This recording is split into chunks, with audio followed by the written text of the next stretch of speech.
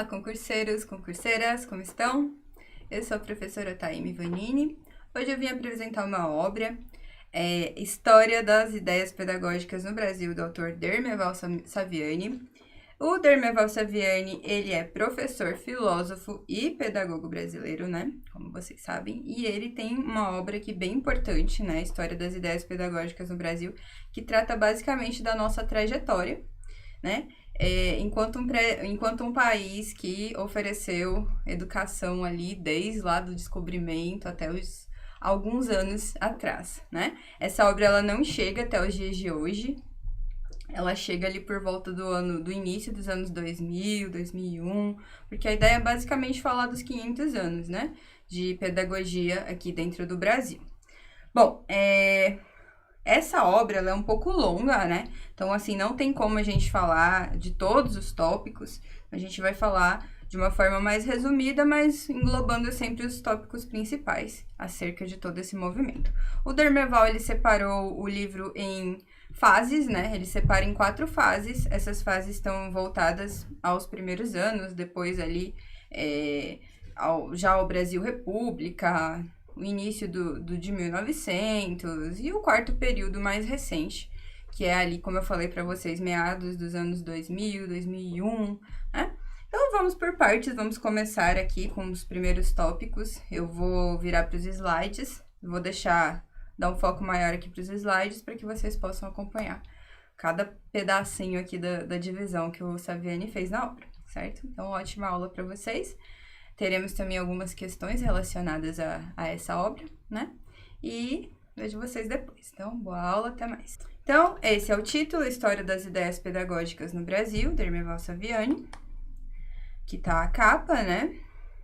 Essa versão de 2010, mas claro, houve outras versões anteriores dessa obra. Bom, aqui tem uma citação que eu achei interessante do Dermeval, que ela diz que, para a pedagogia histórico-crítica, a educação é o ato de produzir direta e intencionalmente em cada indivíduo singular a humanidade que é produzida histórica e coletivamente pelo conjunto dos homens. Né? A pedagogia histórico-crítica ela é alvo da pesquisa do Dermeval Saviani, né? Não só esse livro, mas como outros livros dele também tratam disso, da pedagogia histórico-crítica. Então, essa meio que é a vertente ali, o principal foco das obras do Dermeval. Começando aqui, então, com a obra propriamente dita. Os objetivos do livro, como eu disse, é tratar dessa periodização da educação brasileira, desde o descobrimento até o início dos anos 2000, como que a pedagogia foi se concebendo, o que foi sendo apresentado, que tipo de pedagogia foi utilizada em cada fase, né? Esse tipo de coisa. Esses são os objetivos principais do livro. O Dermeval, ele começa falando algo antes de a gente entrar para as fases mesmo, tem umas questões interessantes aqui. Ele fala que teoria da educação e pedagogia não são a mesma coisa.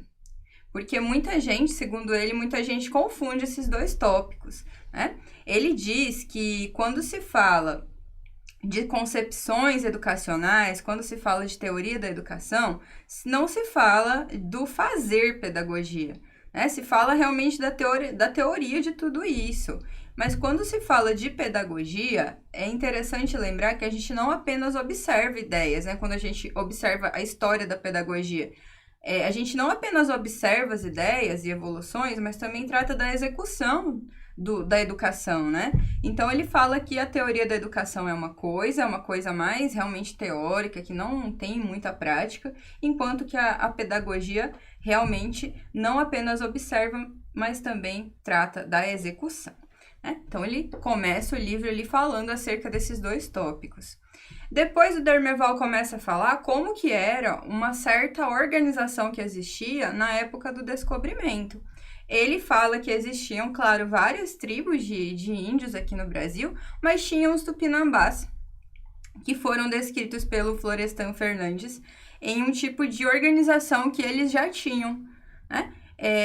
Nos tupinambás, que ele cita aqui, eles não tinham, assim, uma educação pautada em pedagogia, mas eles tinham 3 pilares que os ajudavam a passar o conhecimento para os os seus filhos, para os seus netos. E esses 3 pilares, esses 3 princípios eram esses aqui que eu trouxe para vocês, ó, que era a força da tradição, que seria um tipo de saber puro, uma intuição, né?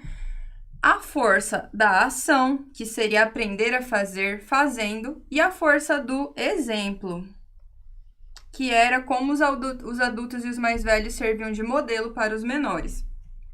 Ele cita que havia educação, mas não havia pedagogia. E eram esses 3 princípios que baseavam ali, que serviam de rumo para que os tupinambás passassem seus conhecimentos, que era a força da tradição, que é o saber puro, a intuição, a força da ação, que é aprender a fazer algo fazendo, não tinha outro jeito, e a força do exemplo, que é como os adultos e os mais velhos serviam de modelo. Então, esses eram os tópicos aqui dos tupinambás na época do descobrimento. Como eu disse, foram explorados aqui não pelo Saviani, mas pelo Florestan Fernandes, e o Saviani cita o Florestan dentro do livro dele. Aqui, gente, eu trouxe algumas coisas algumas questões que o Demerval Saviani colocou, também baseado no Florestan Fernandes, que era a forma como os tupinambás se organizavam dentro da tribo. Vou ler aqui com vocês, ó. Em sua organização social, os tupinambás distinguiam 5 grupos de idade, tanto para o homem como para a mulher. Os peitã, que eram a designação dos recém-nascidos até começar a andar. Eles se distinguiam em Kunumimiri, que eram as crianças do sexo masculino até 7, 8 anos, e o Kugnatin-miri, que eram as meninas até 7 anos. Depois tinham os Kunumi, que eram os meninos dos 8 aos 15 anos, e o Kugnatin, que eram as meninas dos 7 aos 15 anos. Depois tinham os Kunumi-wasu, que eram os rapazes dos 15 aos 25 anos, e o Kugnantin, que eram as meninas dos 7 aos 15 anos. Depois tinham os Kunumi-wasu, os rapazes dos 15 aos 25, e os Kugnamusu, as moças dos 15 aos 25. E o Awa, os homens dos 25 aos 40, e nesse grupo se distinguiam os homens casados pelo nome de Mendaramo e Kugnam. E a mulher dos 25 aos 40 anos, que era a mulher casada denominada Kugnamasu Poari, e finalmente o Tuyuai, que era o homem de 40 anos em diante, e as mulheres de 40 anos em diante tinham essa designação aqui, ó, pessoal, que é o A Inui. Essas eram as mulheres com mais de 40 anos.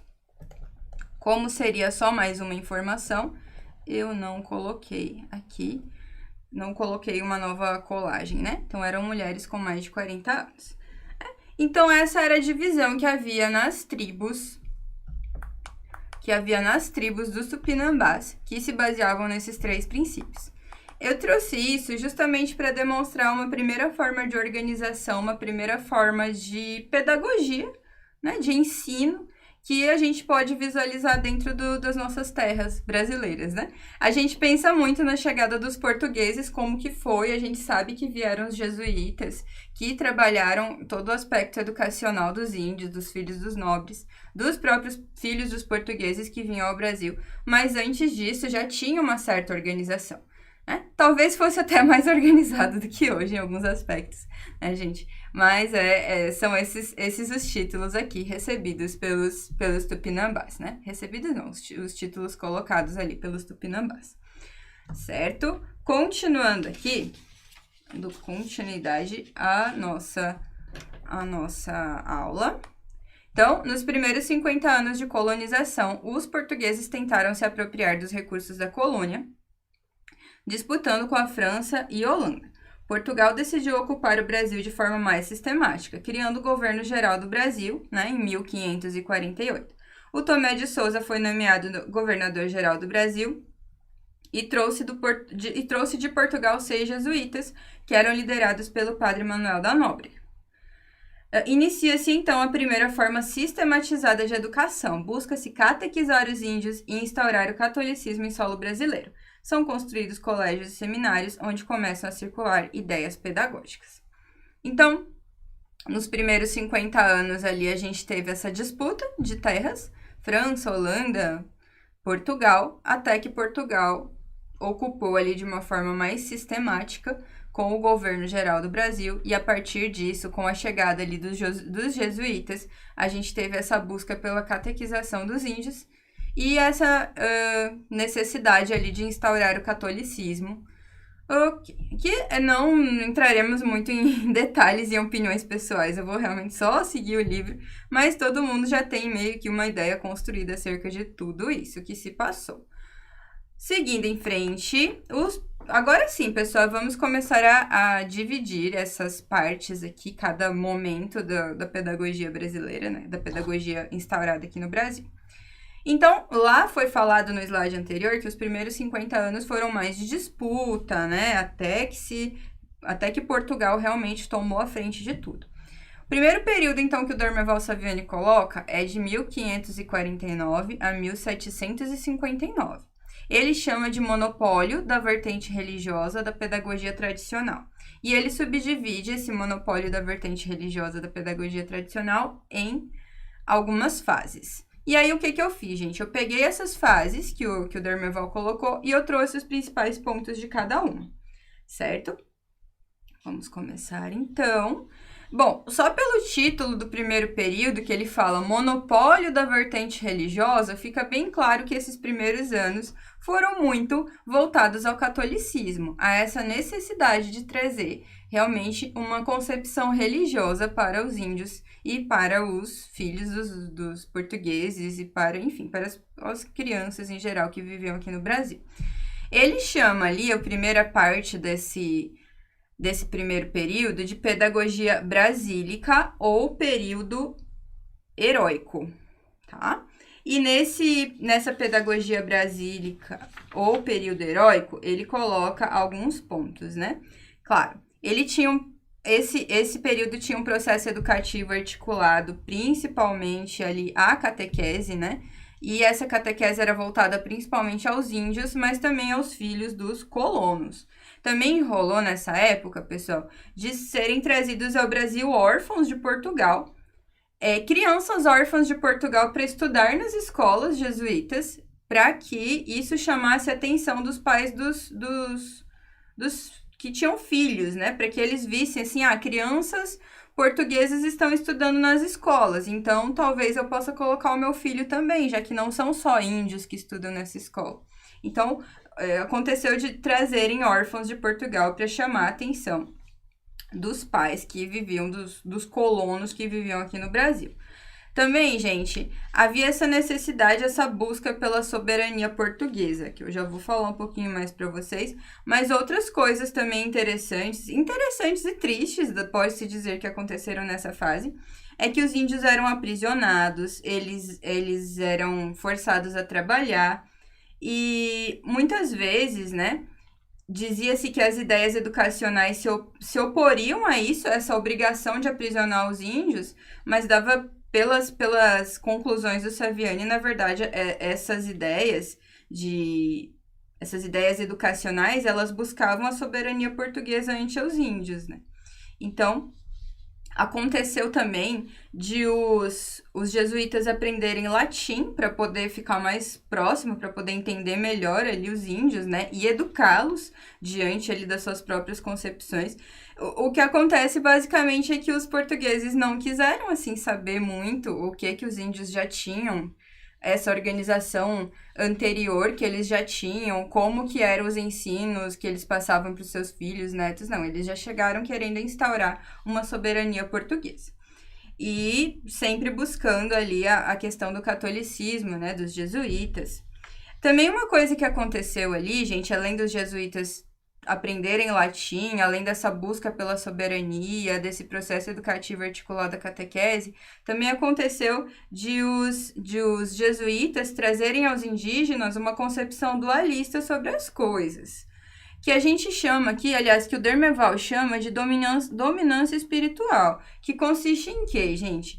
Em criar realmente duas, sabe, uma questão bem dualista, colocar questões sobre o bem e o mal, sobre o céu e o inferno, sobre Deus e o diabo, sobre igreja, anjos, sabe? Todas as questões, assim, realmente essa dominação espiritual para trazer os índios para o catolicismo, para assustá-los, para que eles tivessem questionamentos voltados a isso, porque antes disso eles não pensavam nessas questões. Eles não tinham noção de bem, de mal, de céu, de inferno, de Deus e diabo. Então, tudo isso foi trazido para os índios pelos jesuítas.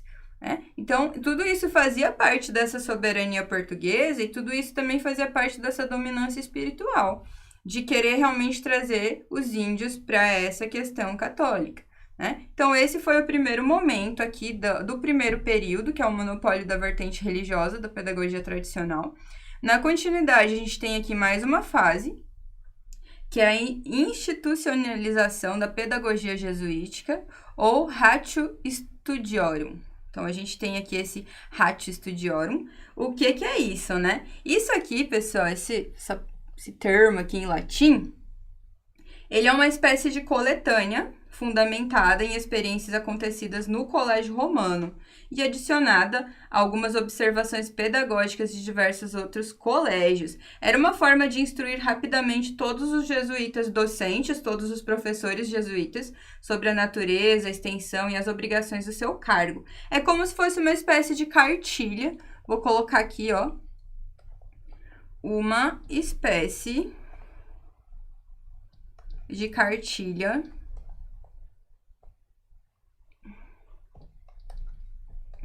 dos professores jesuítas.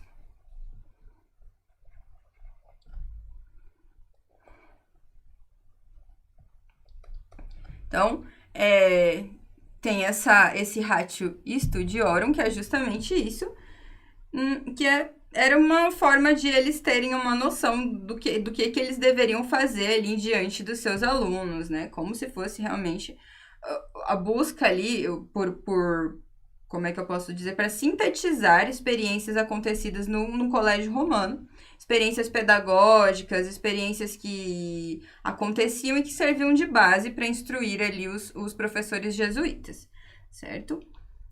Ele diz aqui que o Ratio Studiorum, ele tinha 467 regras que cobriam todas as atividades dos agentes diretamente ligados ao ensino. Então, tem essa segunda parte aqui do primeiro período.